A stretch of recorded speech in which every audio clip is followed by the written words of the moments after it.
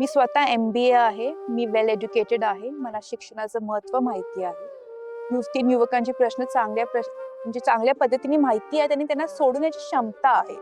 सध्या स्त्री आणि पुरुष हे आता वेगळं राहिलं नाही आहे. आता जरासं साईडला आपण राजकीय सोडलं तर बाकी इंडस्ट्रीज मध्ये असू दे, एज्युकेशन असू दे, फायनान्स असू दे, हेल्थ असू दे, महिला टॉपवरच आहेत. महिलांमध्ये खूप चांगली प्रतिनिधी आहे, त्यांच्याकडे नेतृत्व करण्याची क्षमता आहे. त्यांना संधी न मिळाल्यामुळे ते पुढे येऊ शकत नाही. मग त्यासाठी आरक्षणने त्यांना एक संधी मिळते, संधीचं सोनं ते करू शकतात. आता माझंच एक्झाम्पल घ्या. मी 2 महिने या भागात फिरत आहे. मला स्वतः महिला येऊन म्हणतात की आम्ही मोकळेपणाने तुमच्याशी बोलू शकतो. गेली 30-35 वर्ष माझे वडील अरुण गणपतराव डोंगरे हे गोकुळचे डायरेक्टर चेअरमन आहेत. त्यांनी नेहमी गोकुळला फर्स्ट प्रायोरिटी दिला आहे आणि सेकंड फॅमिलीला, आणि लोकांनाही फर्स्ट प्रायोरिटी दिला आहे आणि मग सेकंड फॅमिलीला. ह्याचं मला अजिबात वाईट वाटत नाही. इनफॅक्ट मला ह्याचा खूप मोठा अभिमान वाटतो की माझ्या वडिलांनी एवढं सगळं चांगलं काम उभा केलं आहे गोकुळच्या माझ्यासाठी. मग ते शेतकऱ्यांसाठी असू दे, लोकांसाठी असू दे. मी गेले 2 महिने या मतदारसंघात फिरत आहे. मला युवती आणि युवक, खासकर युवती माझ्याजवळ येऊन बोलतात की आम्ही 10वी-12वी पर्यंत शिकलो आहोत, आम्हाला पुढचं मार्गदर्शन मिळत नाही. पुढचं मार्गदर्शन न मिळाले त्यांना पुढचं शिक्षण कसं घ्यायचं हे कळत नाही. त्यासाठी मला एज्युकेशन काउन्सिल सेंटर्स ओपन करायचे आहे. हे सेंटर्स तुम्हाला चांगल्या पद्धतीने काउन्सिल करतील आणि तुम्हाला पुढचं शिक्षण घ्यायला सोपं होईल. राजकीय वर्तुळामध्ये एक नवा चेहरा आपणा सर्वांच्या समोर आलेला आहे. जिल्हा परिषदच्या निवडणुका येऊन ठेपलेल्या आहेत. बिगुल वाजलेला आहे, रणशिंग फुंकलं गेलेलं आहे. सर्व तयारी, सर्व उमेदवारांनी आपापल्या पातळीवरती कंबर कसून तयारी त्यांनी दाखवलेली आहे. असंच एक नाव चर्चेमध्ये आलं आणि जे नाव चर्चेमध्ये आल्यानंतर खऱ्या अर्थानं जनतेच्या भुवया उंचावल्या की अमृताताई हा एक नवा चेहरा, एक नवा पर्याय या मतदारसंघासाठी खुला झालेला आहे. तर तो पर्याय तितकासा नवा आहे का? त्या पर्यायाला कशा पद्धतीची पार्श्वभूमी आहे, राजकीय पार्श्वभूमी कशी आहे, हे सगळ्याच प्रश्न तुमच्या जसे मनात आहेत तसेच माझ्याही मनात आहेत आणि त्याचसाठी आपण आज अमृताताईंना भेटलेलो आहोत. अमृताताई, चेहरा तुमचा नवीन आहे राजकारणात असं जे म्हटलं जातंय, तुम्हाला काय वाटतं? तुम्ही खरंच नवीन आहात की काही अनुभव पाठीशी आहे? काय सांगाल त्याबद्दल? नमस्कार. नमस्कार. राजकारण हे माझ्यासाठी नवीन नाही आहे. माझे आजोबा गणपतराव आबाजी डोंगरे, माझे वडील अरुण गणपतराव डोंगरे आणि माझा भाऊ अभिषेक अरुण डोंगरे हे राजकारणातच आहेत. गेली अनेक वर्ष डोंगरे परिवार हे राजकारण, समाजकारण करतच आहे. मी गोकुळची निवडणूक असू दे, आमदारकीची निवडणूक असू दे, जिल्हा परिषदेची निवडणूक असू दे, मी पाठीमागे पडद्यामागे काम केलंच आहे. म्हणून मी वेल कनेक्टेड आहे राजकारणाशी. डोंगरे साहेब नेहमी म्हणतात की राजकारण हे फक्त पद मिळवण्यासाठी नसतं, तर ते समाजाच्या सेवेसाठी असतं, अडीअडचणीच्या काळात त्यांची मदत करण्यासाठी असतं. हाच वारसा मी पुढे घेऊन जात आहे आणि हा वारसा पुढे घेऊन जाताना मी जिल्हा परिषद निवडणूक ह्यावेळी लढवणार आहे राष्ट्रवादी काँग्रेस पक्षातून घड्याळ चिन्हावर. ठीक आहे, म्हणजे अनुभव तुमच्या पाठीशी आहे. तुम्ही यापूर्वी सुद्धा काम केलेलं आहे. नक्कीच तुम्ही ते जे सांगितलं त्या सगळ्या निवडणुकांच्या दरम्यान लोकांसोबत तुमचा संवाद आलेला आहे, लोकांसोबत संपर्क आलेला आहे आणि तो अनुभव तुमच्या पाठीशी आहे. त्याचा नक्कीच फायदा होईल असं तुम्हाला वाटतंय. ह्या एकूणच आता तुमची जी वाटचाल चालू आहे, जो प्रवास चालू आहे, बऱ्याच लोकांसोबत तुमचं भेटणं होते, तर बऱ्याच लोकांच्या त्या रिॲक्शन्स, या सगळ्या लोकांचा प्रतिसाद पाहता तुम्हाला काय वाटतं? जनता तुमचं नेतृत्व स्वीकारेल का? अमृताताईंना जनता स्वीकारेल का? जिल्हा परिषद सदस्य म्हणून त्यांच्या पाठीशी जनता राहील का? त्याबद्दल तुमचं मत काय आहे? मी याच मातीतली आहे. माझं गाव घोटोडे आहे. मी तुम्हाला बोलले होते की गेली 5 वर्ष अभिषेक डोंगरेंनी या मतदारसंघात संपर्क ठेवला आहे. अडीअडचणी काळात लोकांची पाठीशी राहिला आहे आणि डोंगरे साहेबांनी तर 30-35 वर्ष राजकीय सामाजिक कार्य केलं आहे. मी स्वतः MBA शिकलेली आहे. मला युवती आणि युवकांचे प्रश्न माहिती आहेत, त्यांना सोडवण्याची क्षमता आहे. आदरणीय मुश्रीफ साहेब आणि आदरणीय डोंगरे साहेबांचा आशीर्वाद आहे. गेली 2 महिने मी या मतदारसंघात फिरत आहे. मला आपुलकीने लोक, युवती खासकर येऊन माझ्याशी गप्पा मारतात, मोकळेपणाने बोलतात, मायमाऊली त्यांचे प्रश्न मांडतात. हे सगळं माझा आत्मविश्वास वाढवत आहे. नक्कीच. मग ते ज्येष्ठांचा आशीर्वाद असू दे, युवतीच्या डोळ्यात माझ्याबद्दल विश्वास असू दे, मायमाऊलींचा स्पर्श असू दे, हे सगळं माझं आत्मविश्वास खूप चांगल्या पद्धतीने वाढवत आहे. महिला आरक्षण या मतदारसंघासाठी जाहीर झालं. उमेदवार म्हणून मग तुम्ही पुढे आलात, तर मग त्या आरक्षणामुळे तुमच्यावरती ही जबाबदारी लादली किंवा तुम्हाला पुढे केलं गेलं का, असं वाटतंय का तुम्हाला? आरक्षणमुळे मला पुढं केलं असं म्हणता येत नाही. हे खरं आहे की माझा भाऊ गेली 5 वर्ष या मतदारसंघात फिरत आहे, लोकांशी संपर्क ठेवला आहे, अडीअडचणीच्या काळात लोकांच्या पाठीशी राहिला आहे. ही निवडणूक तोच लढवणार होता, पण आरक्षण पडल्याने डोंगरे साहेबांना जे मानणारे कार्यकर्ते आहेत ते म्हणाले की ही निवडणूक कुठल्याही परिस्थितीत आपण लढवायची. बरोबर आहे. मग ती अमृता असू दे किंवा अभिषेक असू दे, आमच्यासाठी हे दोघी समानच आहेत. वा. मग यावेळी मी ही निवडणूक एक संधी म्हणून पाहते आणि ह्या संधीचं सोनं मी नक्की करीन, हा मला आत्मविश्वास आहे. म्हणून हे मी आरक्षणमुळे मी पुढे आले असं म्हणता येत नाही. डोंगरे परिवाराचं आणि ह्या मतदारसंघाचं खूप जुनं नातं आहे. गेली अनेक वर्ष डोंगरे साहेबांनी आणि अभिषेक डोंगरे युवा शक्ती वतीने अनेक क्षेत्रात काम झाले आहे. हेच नातं मी पुढे घेऊन जाणार आहे आणि ह्या संधीचं मी सोनं करणार आहे, हा मला आत्मविश्वास आहे. या मतदारसंघात आता गेली बरेच दिवस आम्ही सोशल मीडियाच्या माध्यमातून पाहतोय की आपला संपर्क वाढलेला आहे, आपला हो. प्रवास वाढलेला आहे, आणि आपण धावताय खूप, सध्या आपण ते पाहतोय, संपर्क सहवास वाढलेला आहे. तर कोणते प्रश्न सध्या तुमच्या समोर आहेत या मतदारसंघामधले, की ज्यांना घेऊन तुम्ही पुढे काम करणार आहात, त्या प्रश्नांकडे कसे पाहताय किंवा कोणत्या समस्या तुम्हाला जाणवलेल्या आहेत? ताळे जिल्हा परिषद मतदारसंघ हा कृषीनी असू दे, शैक्षणिक असू दे, ह्या सगळ्या गोष्टीतून समृद्ध आहे. मग कुठल्या गोष्टीची समस्या बोलण्यापेक्षा कुठल्या क्षेत्रात आपण वेगाने काम करायला पाहिजे वा. असं मला वाटतं. मग ते शिक्षण असू दे, महिला सबलीकरण असू दे, शेती असू दे, पर्यावरण असू दे, आरोग्य असू दे, अशा या क्षेत्रात मला वेगाने काम करायचं आहे. नक्कीच. म्हणजे तुमचं कुठल्या क्षेत्रात काम करायचं हे निश्चित आहे, तर ते कशा पद्धतीने थोडं सांगितलं तर आपल्या जनतेसाठी फार बरं होईल.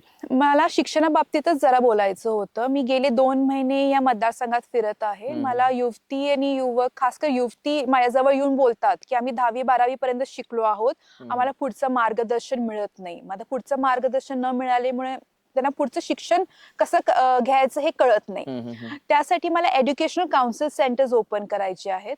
हे सेंटर्स तुम्हाला चांगल्या पद्धतीने काउन्सिल करतील आणि तुम्हाला पुढचं शिक्षण घ्यायला सोपं होईल. तसंच आपला मतदारसंघ खूप मोठ्या प्रमाणात कॉम्पिटेटिव्ह एक्झामसाठी जी तयारी करत असतात. मग हे कॉम्पिटेटिव्ह एक्झाम सेंटर्स पण ओपन करायचे आहेत. यानी तुम्ही तुमचं चांगल्या पद्धतीने टेक्निक कॉम्पिटेटिव्ह एक्झामची शिकू शकता आणि तुम्ही तुमचं ध्येय गाठू शकता. तसंच नोकरीसाठी फक्त मला वाटते डिग्री किंवा नॉलेज असून चालत नाही, त्याला एक सर्टन स्किलची गरज लागते स्किलफुल एज्युकेशन आणि स्किलफुल एज्युकेशन सेंटर्स पण ओपन करायचे आहेत. याने एक overall development of a student होऊ शकते. त्यासाठी मला स्किलफुल एज्युकेशन सेंटर ओपन करायचे आहेत. ओव्हरऑल मला या मतदारसंघात एक क्वालिटी एज्युकेशन आणायचं आहे. तसंच महिला सबलीकरणसाठी महिला ज्या घरी बसलेल्या असतात, नाहीतर महिला बचत गटाच्या ज्या असतात, जे काही प्रोडक्ट्स तयार करतात, मग ते लोणची असू दे, पापड असू दे, कुरडे काही असू दे, त्यांना ते ऑनलाईन सेल कसं करायचं कळत नाही. त्यासाठी एक ऑनलाईन यंत्रणा ओपन करायची आहे. मी स्वतः MBA मार्केटिंग झालेली आहे आणि त्याने ऑनलाईन यंत्रणा मी त्यांची मदत करू शकते. मग शेती आपला परिसर मोठ्या पद्धतीने शेतीचा काम करतो. यासाठी जे काही शासनाकडून शेतीसाठी जे साहित्य येतं ते त्यांच्यापर्यंत पोहोचवायचा प्रामाणिक प्रयत्न करीन. तसंच कुठले काही नवीन टेक्नॉलॉजी असेल, प्रयोग असेल, त्यांच्यामध्ये मी त्यांची मदत करू शकते. तसंच पर्यावरणाची पण काळजी घ्यायला पाहिजे. तुम्ही बघताय की महाबळेश्वरमध्ये आता 12-13 डिग्री सेल्सिअस असायचं, आता इथं शिरगाव घोटडेमध्ये पण त्याच टेम्परेचरमध्ये आपण अनुभवतो. हे फारसं काही चांगलं नाही आहे. एक्स्ट्रीम क्लायमेट होत गेलं आहे. हे जरी ग्लोबल विषय असला तर त्याचं उत्तर लोकलच आहे. त्यासाठी झाडे लावणे म्हणा, प्लास्टिकची विल्हेवाट म्हणा, पाणीचं विनियोग म्हणा, असे अनेक प्रयोग मला करायचे आहेत. आणि ह्यानी मला सगळे गावे इको फ्रेंडली करायचे आहेत.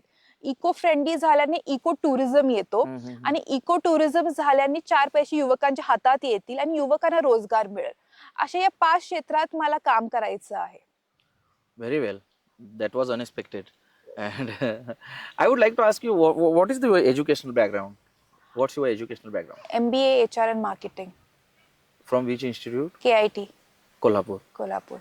But I studied from 4th to 12th in an international school. In international school. So how helpful that education in this field to you? What do you think about that? That education is very helpful because what your basics are clear, your concepts are clear, and you have a good route to it in terms of talking, in terms of understanding people, in terms of development. So I think that is the basic route where I actually got the concepts clear. If it was some other school, it would have been a little different. The quality of education that I have been through is very different and it's very versatile. Okay. So that was all in English medium. Yes, ICSE to IB International. Okay. So whenever you go into the field and communicate with the people, so is that difficult to you? No, because my mother tongue is Marathi. Mother How tongue can I ever forget my mother tongue? Yes. So I am versatile in all 3 languages: Hindi, Marathi, English. Yes.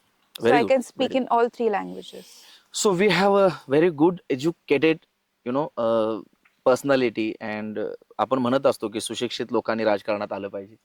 हे असं नुसतं म्हणून चालणार नाही. आपल्याला ते येत आहेत तर आपण सुद्धा त्यांच्या पाठीशी राहिलं पाहिजे, की त्यांचा अनुभव म्हणजे आता जे अमृताजींनी आपल्या व्हिजन बद्दल सांगितलं, तर मला वाटतं ते फार म्हणजे अनएक्सपेक्टेड होतं आणि खूप चांगलं होतं, की इतकं क्लिअर व्हिजन.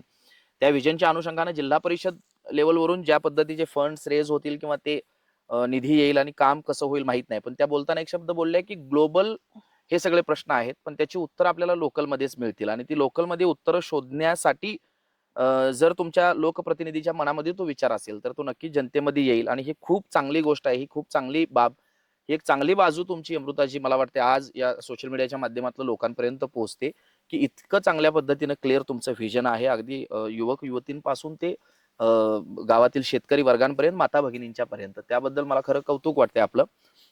पुढच्या प्रश्नाकडे आपण यानंतर जाऊया. पण तुम्ही जर पाहिलं तर एकूणच राजकारण यामध्ये आता हे आरक्षण आहे, त्यामुळे महिलांना संधी मिळते, महिला काम करतायत, पण तरी सुद्धा इथं थोडीशी पुरुष प्रधान किंवा पुरुषी मक्तेदारी असलेलं हे क्षेत्र असं म्हटलं तर वावगं ठरणार नाही. त्यामध्ये महिलांचा निभाव लागणं, महिलांचा टिकाव लागणं आणि महिलांच्या निर्णयाला किती प्रकारचं चांगल्या प्रकारचं स्वातंत्र्य मिळणं ही फार महत्वाची गोष्ट आहे. तर तुम्ही त्याकडे कसं पाहताय? म्हणजे राजकारण ही पुरुषांची मक्तेदारी आहे का असं तुम्हाला वाटतं का, किंवा तुम्ही त्याच्याकडे कसे पाहताय? सध्या स्त्री आणि पुरुष हे आता वेगळं राहिलं नाही आहे. आता जरासं साईडला आपण राजकीय सोडलं तर बाकी इंडस्ट्रीज मध्ये असू दे, एज्युकेशन असू दे, फायनान्स असू दे, हेल्थ असू दे, महिला टॉपवरच आहेत.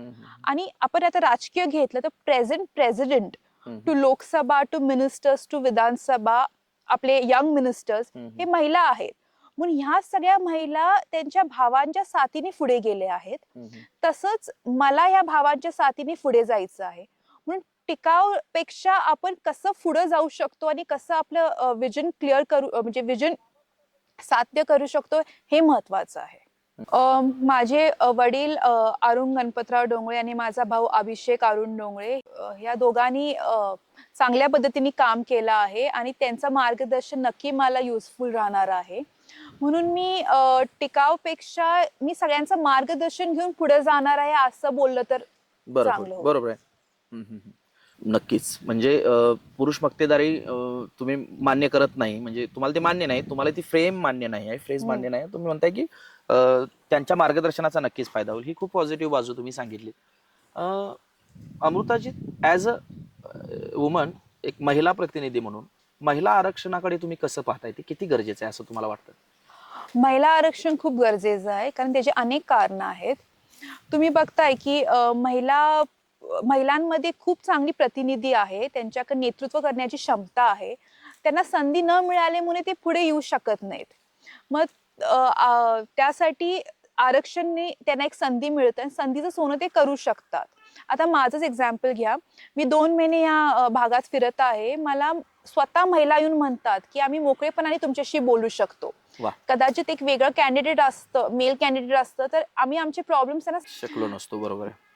मग ह्यासाठी आपल्या पॉप्युलेशन मधले 50% ज्या महिला आहेत त्यांना हे आरक्षण मिळाल्यामुळे त्यांना एक संधी मिळते पुढे येण्याची, आणि महिलांमध्ये एक सहनशीलता असते, त्यांना समजून घेण्याची क्षमता असते. हे सगळं समाजासाठी आपण उपयोग करू शकतो.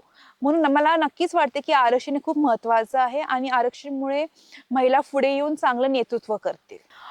महिलांच्या अडीअडचणी वेगळ्या असतात, आणि त्या महिला एकमेकांना चांगल्या पद्धतीने समजून घेतात, आणि यासाठी महिला पुढे आल्याने महिलांचे प्रश्न चांगल्या पद्धतीने मार्गी लागतील. म्हणून महिला आरक्षण खूप महत्त्वाचं आहे.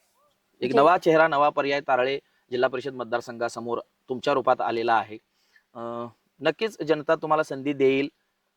ते देण्यासाठी तुम्ही किती इलिजिबल आहात हे आत्ताच्या तुमच्या संवादातनं मला पर्सनली जाणवलेलं आहे. आय होप की ते जनतेपर्यंत सुद्धा तितक्याच चांगल्या पद्धतीने पोहोचेल. तुम्ही काय आव्हान कराल या जनतेला आमच्या माध्यमातून? हा, मला एवढंच बोलायचं आहे की आपल्याला कल्पना असेल की जिल्हा परिषद निवडणूक लवकरच होणार आहे. यावेळी कसबा ताळे जिल्हा परिषद मतदारसंघातून राष्ट्रवादी काँग्रेस पक्ष, अजितदादांचं गट, घड्याळ चिन्हावर मी अमृता अरुण डोंगरे ही निवडणूक लढवणार आहे. मी स्वतः MBA आहे, मी वेल एज्युकेटेड आहे, मला शिक्षणाचं महत्त्व माहिती आहे. युवकांचे प्रश्न चांगल्या पद्धतीने माहिती आहे, आणि त्यांना सोडवण्याची क्षमता आहे.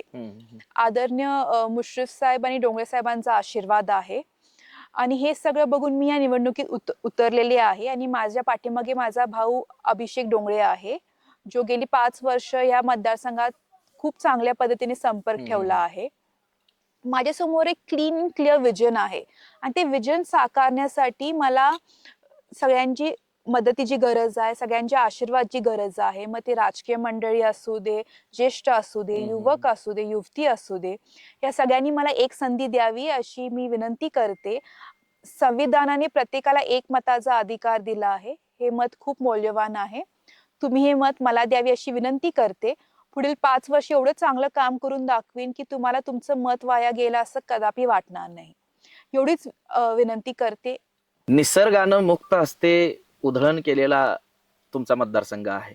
निसर्गाची विशेष कृपा या मतदारसंघावरती आहे. या मतदारसंघ व्हास्ट आहे, पसरलेला आहे, जितकं धावाल तितकं कमी अशा पद्धतीचा आहे. कोणता रोडमॅप घेऊन तुम्ही या मतदारसंघामध्ये जाणार आहात? काय आयडियाज आहेत तुमच्याकडे या मतदारसंघाला घेऊन? त्याच्याबद्दल जर असं सांगितलं तर बरं होईल मला. हो, जिल्हा परिषद हे मिनी मंत्रालय म्हणलं जातं. मग जे काही सेंट्रल गव्हर्नमेंट मधून, स्टेट गव्हर्नमेंट मधून पॉलिसीज येतात ते इम्प्लिमेंट करण्यासाठी जिल्हा परिषदची गरज लागते. मला या मतदारसंघात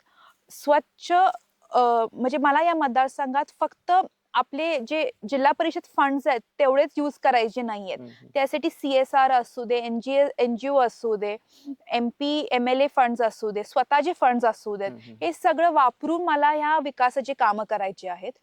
त्यासाठी मला एक सस्टेनेबल डेव्हलपमेंट आणायचं आहे, वुमन एम्पॉवरमेंट आणायचं आहे.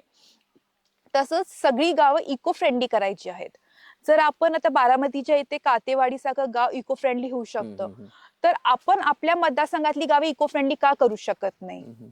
आणि मला विश्वास आहे की सगळी मला एक संधी नक्की देतील, आणि हा रोडमॅप घेऊन मी आले आहे, आणि ह्या क्षेत्रात मी नक्की चांगलं काम करून दाखवेन. तर माझा प्रश्न तुम्हाला असा असेल की वडील अरुणजी डोंगरे साहेब फार मोठं राजकीय कारकीर्द किंवा राजकीय करिअर त्यांचं राहिलेलं आहे. त्या राजकीय कारकिर्दीची लिगसी पुढे मेंटेन ठेवण्याची जबाबदारी आज तुमच्या खांद्यावरती येऊन ठेपलेली आहे. किती सक्षम तुम्ही ती जबाबदारी पेलण्यासाठी आहात, किंवा ती काय वडिलांच्या अनुषंगाने काय त्या आठवणींबद्दल तुम्ही सांगाल? गेली 30-35 वर्ष माझे वडील अरुण गणपतराव डोंगरे हे गोकुळचे डायरेक्टर चेअरमन आहेत. त्यांनी नेहमी गोकुळला फर्स्ट प्रायोरिटी दिला आहे, आणि सेकंड फॅमिलीला, आणि लोकांनाही फर्स्ट प्रायोरिटी दिला आहे, आणि मग सेकंड फॅमिलीला. ह्याचं मला अजिबात वाईट वाटत नाही. इनफॅक्ट मला ह्याचा खूप मोठा अभिमान वाटतो की माझ्या वडिलांनी एवढं सगळं चांगलं काम उभा केलं आहे गोकुळच्या माध्यमातून. मग ते शेतकऱ्यांसाठी असू दे, लोकांसाठी असू दे, आणि हाच वारसा पुढे घेऊन मी जात आहे. मला अभिमान आहे की माझ्या वडिलांनी एवढं सगळं चांगलं काम केलं आहे. मी लहानपणीपासून त्यांना बघत आले आहे की त्यांचं काम आणि हे संस्कार माझ्यामध्ये आले आहेत, आणि मला पण ह्या पद्धतीनेच काम करायचं आहे. लिगसी कशा पद्धतीने तुम्ही पुढे घेऊन जाल, त्यासाठी तुम्ही कशा पद्धतीने सज्ज आहात?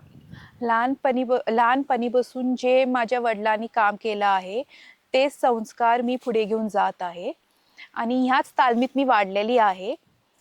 आणि त्यासाठी मला त्यांनीच सक्षम केलेलं आहे. मी माझ्या कामाच्या बळावरच स्वतःला सिद्ध करून दाखवेन जाईन. आणि ह्या वडिलांचा वारसा मी नक्की पुढे घेऊन जाईन.